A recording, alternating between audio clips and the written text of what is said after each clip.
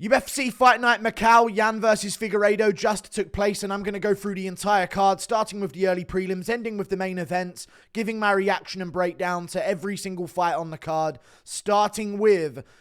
And by the way, this card was probably the best in the recent UFC era. Like, this was a really, really solid Fight Night card. Great finishes, good scraps.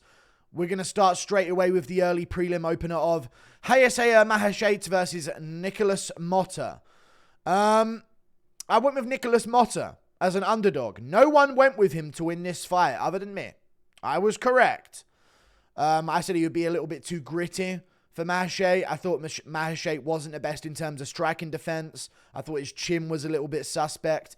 And I didn't see Nicholas Motta getting a KO, but I did say he would win 29-28.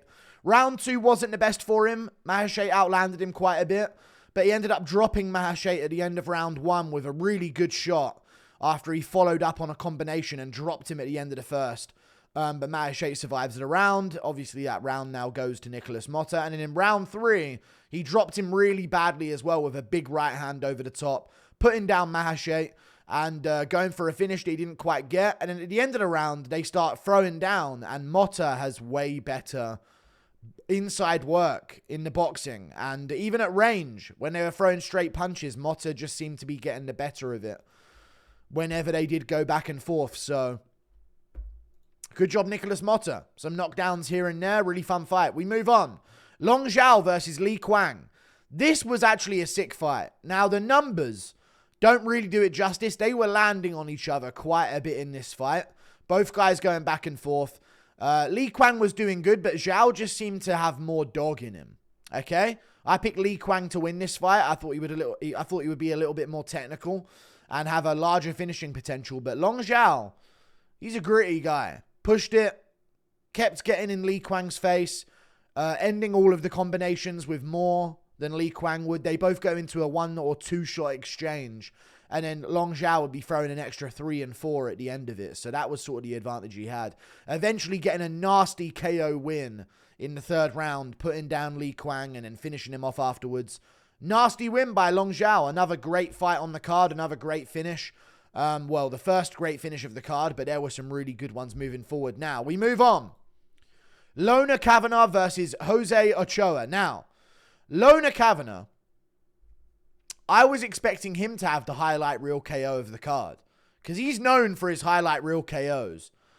But he had a really close fight with Jose Ochoa. I gave him the win. I thought it was a pretty clear win as well. I'm going to just check the UFC stats real quick for this fight. But I'm fairly certain I gave him the win based on rounds 1 and 3. But round 2, things started to get a little bit tricky for Lona Kavanagh. Or as my live chat was calling him, and I was calling him the entire time, Boner Kavanagh, which will be his nickname from now on, and no doubt something that they used to bully him with when he was at school, 100%. So Boner Kavanagh didn't have the best of performances, got a little bit scrappy in the 3rd and the 1st round, but I thought he won the 1st and the 3rd. I thought he landed the better damaging shots. I don't see a 30-27. I thought the 2nd round went to Ochoa, but all the rounds were competitive. Kavanagh was just doing the cleaner work and landing the better shots in the 1st and 3rd. That's all it was. You know what I mean? Ochoa was swinging a lot and going for it and landing quite a bit as well, but Kavanagh was stinging him with clean shots where you were like, holy shit, this guy's got a decent chin, or this guy's got a body of steel, because Kavanagh was landing really nasty body kicks and low kicks on him. But yeah, Kavanagh wins, not in the big hyped up way that we were wanting, but he gets the win that he needed. We move on. Nyamjargal Tumendemberel versus Carlos Hernandez. I actually thought Tumendemberel could have potentially got a win here. I know he won the 1st round because he knocked down Hernandez at the end of it. And then round 2, of course, went to Hernandez. I'm just going to check back round 3 here as well. Round 3 was a pretty competitive round. I see it for Hernandez. All good. If those are really the numbers, maybe I'm waffling nonsense. But, oh no, he wobbled Hernandez at the end of round 3. He fumbled it after that. Like, he could have done a lot better after wobbling Hernandez at the end of round 3. I know Hernandez outlanded him in the 3rd, but he did get wobbled badly at the end of it by a big shot from Tumendemberel. So they didn't really go towards a damage-based scoring thing there, because if they did, I mean, Tumendemberel wobbled him badly at the end of the third round. So I know Hernandez then got some takedowns afterwards to kind of show the judges, I wasn't that badly hurt. But he did get wobbled at the end of the third. So I don't know. Pretty competitive fight. Both guys look good-ish. Nothing too great. I did try and maybe understand the idea of picking a Carlos Hernandez underdog.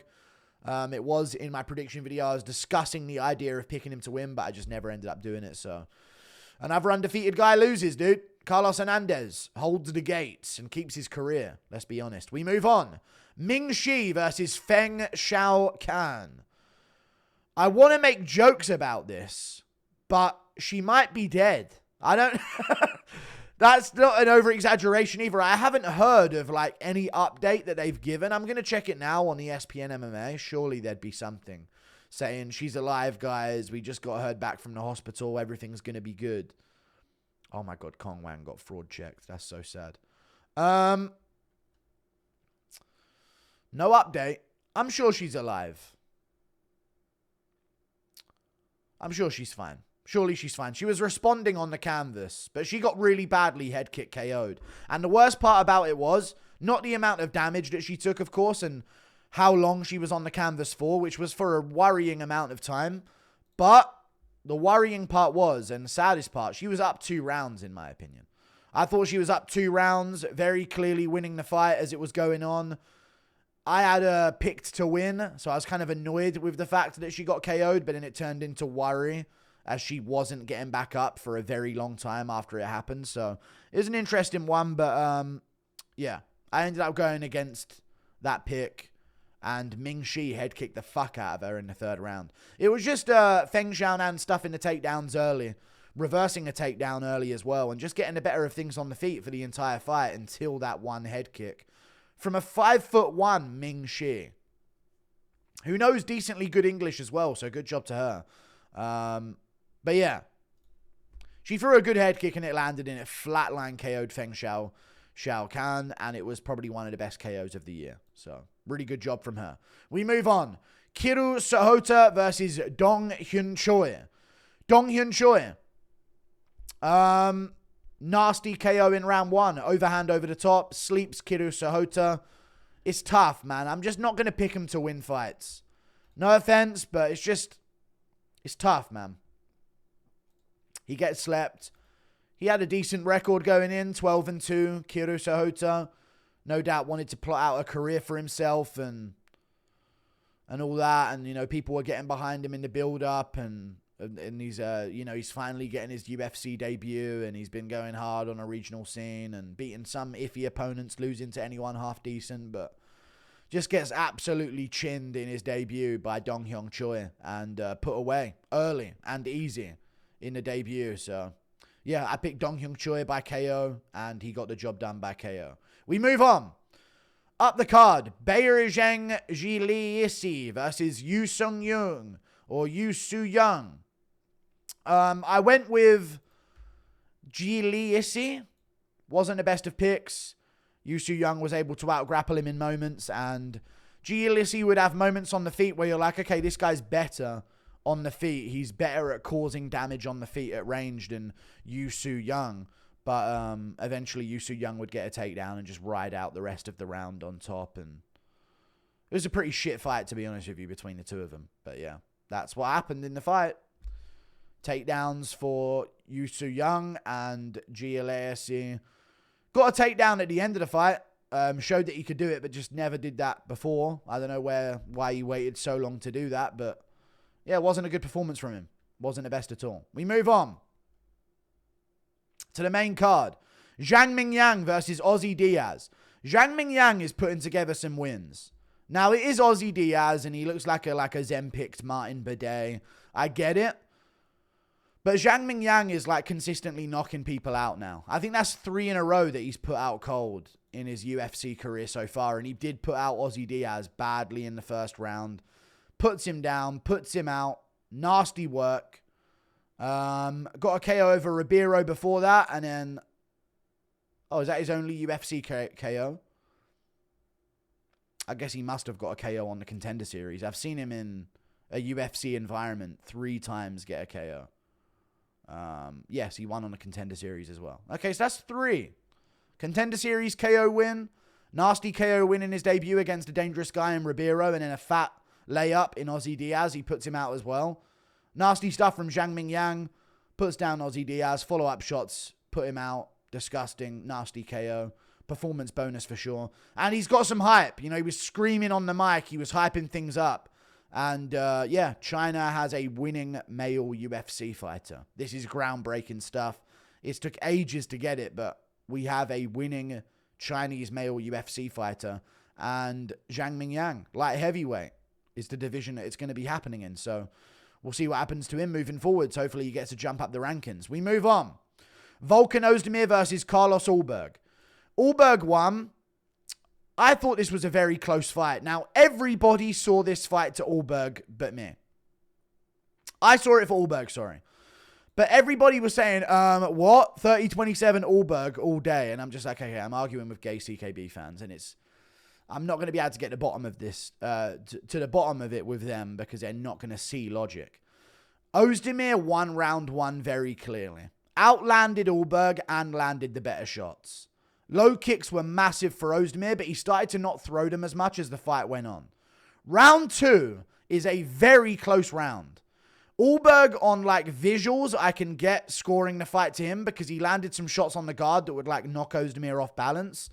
So I understand on visuals going towards Ulberg. Plus he looks a lot more technical. He's floating around a little bit more, controlling the range a little bit better. He's got Oezdemir sort of like biting on a lot of his feints and like sort of feinting and like flinching to everything he's doing. But Oezdemir was landing good body shots. He was landing good headshots and he landed really good low kicks. It was a very close fight is what I'm saying here because I got a lot of heat for saying it was very close, but I'm leaning Ulberg in round 2 and 3. I'm like, dude, how can you not score round 1 to Oezdemir? He was chewing up Ulberg's leg, landing to the body and landing upstairs as well. Ulberg weren't really landing all that much in the first. Then you go round 2 and 3. Ulberg starts doing a bit better. Wins the second, in my opinion, just barely. And then wins the third round a little bit clearer. Because Oezdemir is starting to sort of show signs of slowing down. He's got blood on his face. He's just walking forwards a little bit dishearteningly. Nothing's really working for him. He landed a lot of low kicks, and I was expecting him to have a lot more of an effect on Carlos Ulberg. But Ulberg just kept peppering him with little shots, keeping him at bay. Nothing too crazy. Occasionally he would dig to the body and rip there, but I don't know. I need to see a bit more before I'm convinced he's going to be a title contender. So Volkan Oezdemir did pretty good for a guy that was supposed to show us if Ulberg's ready or not. Ulberg's ready, but he needs to still be making improvements between fights. It was a good performance, but it weren't crazy. It was very close. I'll say it was a very close fight. Very good fight, but very, very competitive and close fight. Ulberg won. I picked him to win as well. We got the job done. We move on. Up the card to another fight, which was Kong versus Gabriella Fernandez. Why can't we have good things in women's MMA? Why can't we have good things in women's MMA? It's the most annoying thing ever. Gabriella Fernandez is trash. She got a KO. Good job. She landed a head kick. Kong tried to go through it and catch it and dunk her, and it wobbled her. And then she tried to trade in the pocket, got clipped, got put down, got rear naked choked. Kong loses. She's now 6-1. Aura is gone. No hype allowed in women's MMA. No good fighters allowed that are actually skilled and look like they know what they're doing on the feet are allowed. They just get clipped by some manly Brazilian woman. Ugh. Even Yasmin Yaregui, remember her when I do the hype? Yasmin Yaregui, she actually looks like she knows what she's doing. And then some fucking woman, quotation marks, just knocks her on her ass and puts her out. It's like, it's tough, man. It's tough. Because Gabriella Fernandez was just whiffing at range the entire fight. And then Kong was digging to the body with the straight right. Digging to the body on her over and over again. Digging to the body. Landing good body kicks. Trying to go upstairs and landing a few there, don't get me wrong. But mainly it was the body shot she was going for. And she's moving forwards and low kicking and landing good body kicks. Gabriella Fernandez catches her in round 2. Puts her away. No hype allowed. No fun allowed. No nothing allowed. Fuck women's MMA on Crip. We move on. Up the card. Song Kenan versus Muslim Salikhov. I picked Muslim Salikhov to win. A lot of people were going with Song Kenan. The majority of people on Tapology were picking Song Kenan to win this fight. That is insane to me. Muslim Salikhov is a way better fighter than Song Kenan. He's just a way better striker. I know he's older and he's had some losses, so that might be a factor for it, but he's still a dangerous dude, and he got his performance bonus tonight with that wheel kick KO over Song Kenan. Both guys at range. You know, Song Kenan landing a few shots here and there, but Muslim Salikhov landing his kicks to the body and some low kicks as well. Gets off a lot of low kicks early in the fight. Some good front kicks to the body and stuff like that. A couple punches here and there. And then boom. Wheel kick KOs Song Kenan in round 1. Puts him away. Follow-up shots. Not really needed, but, you know, a courtesy at that point. Just puts out Song Kenan in round 1 for a performance bonus, dude. This card was great. It'd have a good upset win and then a crazy wheel kick, and then, you know, we'd move on to something a bit more like Xiaonan versus Tabatha Ricci. Really good win from Xiaonan, but I'm just going to say it. Tabatha Ricci, what the fuck are you doing? You're a top 10 women's fighter in the world. Step into striking range. And this is just goes to say, like, I've been saying this about her for a long time in her career. I've been saying she doesn't even win fights. She just does nothing. And then the judges give her wins. I have no idea why. She did not beat Angela Hill. There's a few other wins in her career where I've been like, she was just outstruck. She just threw. So then, therefore, they just give her the win because she got a takedown at the end of the round. You know what I mean? Weird career for Tabatha Ricci, but they really wanted to get her towards the top. Xiaonan just outstruck her every single round. Tabatha Ricci refused to step into striking range. We're watching top 10 women in the world. Number 10 versus number 2 in the world. Xiaonan, fair enough. Obviously, she's not good either, but she, you know, she was doing stuff. She was trying to land stuff. Tabatha Ricci is number 10 in her weight class on the planet at fighting. And she stood out of range and threw imaginary shots with no intention of landing them on her opponent at any point in the fight ever. For 15 minutes. Straight. Never stepped into the pocket once. Threw stuff out of range. Nowhere near the opponent. Just shadow boxing at the air. Not much more to say than that. Xiaonan wins the fight. Picked her too, and she did. We move on. Here we go. Petr Yan versus Deiveson Figueiredo. I picked Petr Yan to win the fight. I said he would win it by decision based on the later rounds, or I said he would win it by TKOing Figueiredo in the later rounds. And at one point, especially after the end of round 3, I thought, oh, here we go. My pick of round 4 TKO Yan is going to come true, and it's going to be a great prediction. But Figueiredo looked good.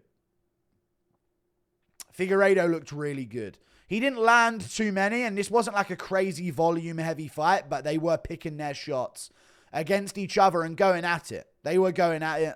Both guys landing back and forth. Yan's uppercuts that he's recently added to his game, I know he's probably always had them, but now they're spiteful, dude. The uppercuts of Yan in his career, spiteful, nasty uppercuts he keeps landing on these guys. Just got done doing it against Song Yadong, and now he's pulling them off against Figueiredo as well. He landed the Osotogari trip in round 2, taking down Figueiredo at the end of the round, and that's when I knew he was back. Round 1, nothing really happens.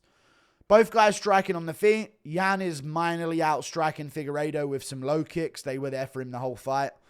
He was going for his lead leg head kick as well whenever he switched stances. So he was kicking off the right leg, either with a lead leg head kick off the right leg, or when it was back and he was in orthodox, he would go for a low kick off that side.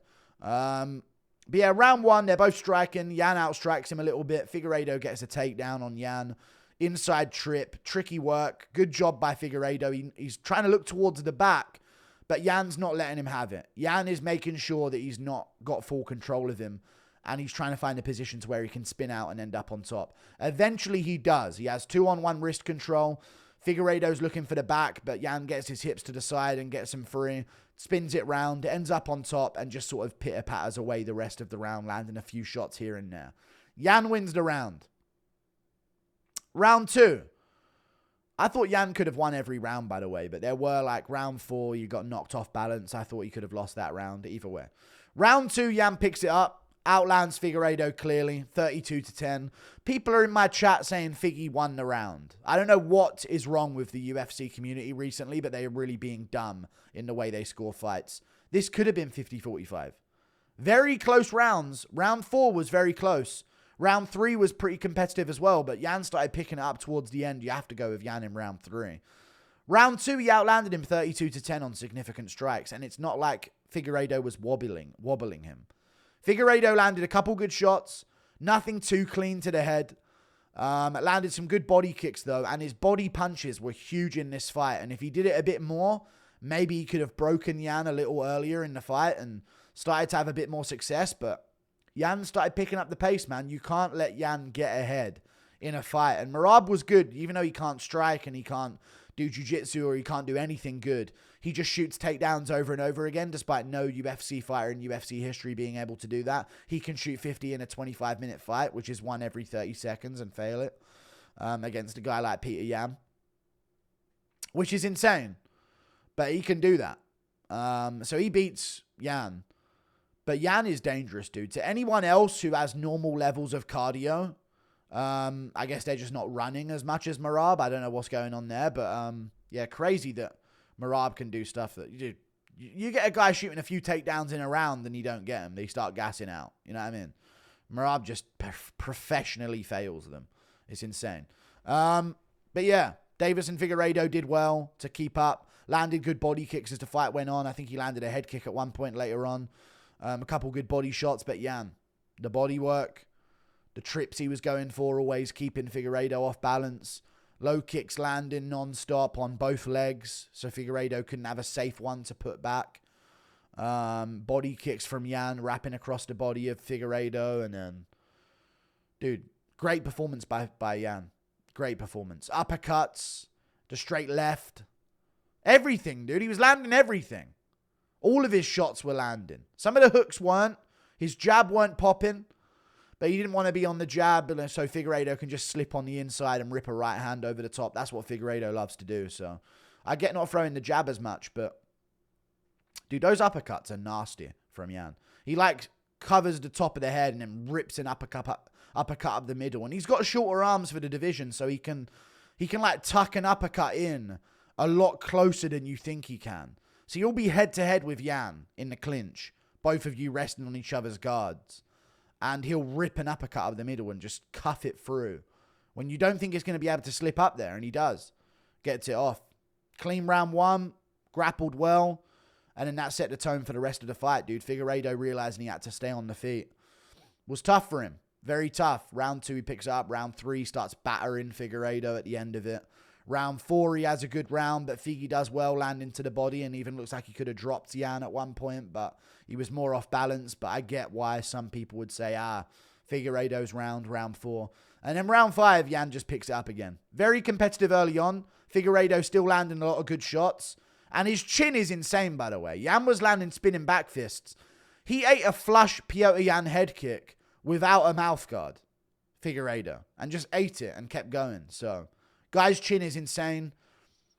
Massive legacy win for Yan. Figueiredo's no joke to have on your record, especially since he went 3-0 at bantamweight against Garbrandt, Rob Font, and Marlon Vera back-to-back. That's clean. That's clean legacy right there. And in a flyweight, 2-time world champ, defended it. Dude's insane. He's defended it twice. 2-time world champion at flyweight. Got a win over the current flyweight champ, Pantoja.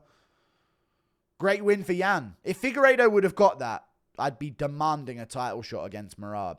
But seeing as Yan got it, I can see them giving it to Umar. He did beat Corey Sandhagen in a shit, boring decision. So that's enough, that one win. Yan should get a rematch, but he got beaten so clearly by Merab, there's no hype for a rematch. So if they're going to do Merab O'Malley too, like they're rumoring to do, I'd get doing a Yan versus Umar in the meantime. But if they do give Umar the title shot, which is seeming likely, just do Petr Yan versus Sean O'Malley too, the rematch, on a pay-per-view. I want it to be a 5-rounder. If it isn't, it isn't, and it can be a 3-rounder, but that is a massive addition to any pay-per-view in the early quarter or middle of next year. Like and subscribe. Thank you for watching. Yan's son was hyped about it. Always good to see. Chad-based dad Yan. He's back, dude. Petr Yan's back like he never left. Like and subscribe. See you later. Goodbye.